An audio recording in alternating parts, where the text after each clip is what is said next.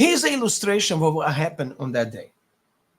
The 3 victims that were injured by gunfire and where they were standing in the bleachers.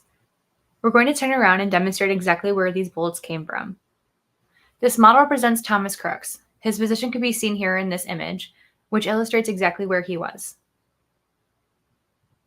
Turning around, we can see the path of all the bullets that were fired from this location.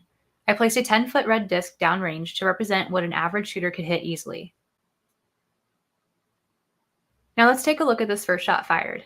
Coming from our key location, bullet 1 grazes President Trump's ear. This is the same bullet that hits a spectator in the stands. We know this through video evidence. As President Trump is talking, the first shot rings out just after he says, "Take a look at what happened." Something to say. Take a look at what happened.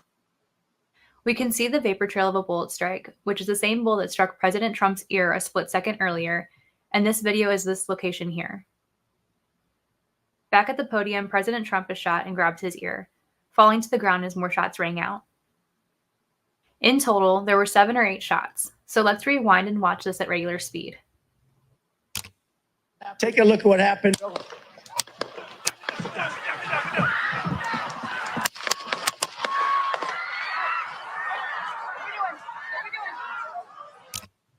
With all that gunfire, it's easy to understand how these spectators were injured, even though they were not the target, including the sole spectator who lost his life that day.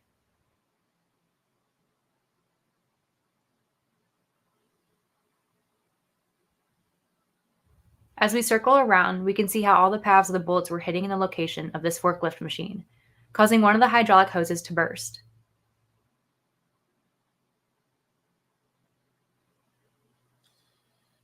Trump took a bullet for every single one of us. The least we can do is to vote for him.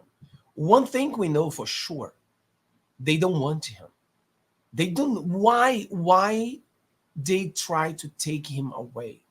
And I tell you, if they hadn't missed, Biden would continue be the candidate today. Today, Biden dropped out, but he only dropped out because they missed the bullet. If they hadn't missed the bullet, Biden would continue being the guy that they just manipulated. The question is, who is in charge of America? Why they don't want Trump? It's very simple. Trump represents each one of us. And the Democrats, we don't know who is behind controlling them. But we know Biden is not controlling anything. And Kamala Harris, much less. So Trump has our vote. Latinos' vote is going to be to Trump this year. Look what happened today. Look at this. Get back to you. That is a no. You're full of shit today. You're just being completely dishonest. Mr. Chairman, It's true. It is true. I'm sorry, but it is true. Look at this. Mission, and on Saturday, July 13th, your agency spectacularly failed. The failure resulted in the death of Corey Comparator and serious injury to 2 other rally attendees, David Dutch and James Copenhaver, besides the injuries to President Trump. It is unfathomable that a 20-year-old on the radar of Secret Service and local law enforcement before President Trump went on stage was able to climb onto the roof of a building with a rifle and fire off multiple rounds before he was neutralized. Was Mr. Crooks acting alone?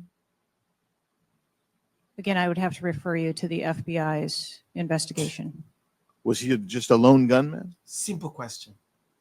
I would have to refer you to the FBI's investigation for motive. Wow. So she doesn't know if he was alone. She can't answer the question. Let's do it. What else is dangerous? I believe your horrifying ineptitude and your lack of skilled leadership is a disgrace. Your obfuscating today is shameful. And you should be fired immediately and go back to Garden Doritos. Mr. Chairman, I yield back.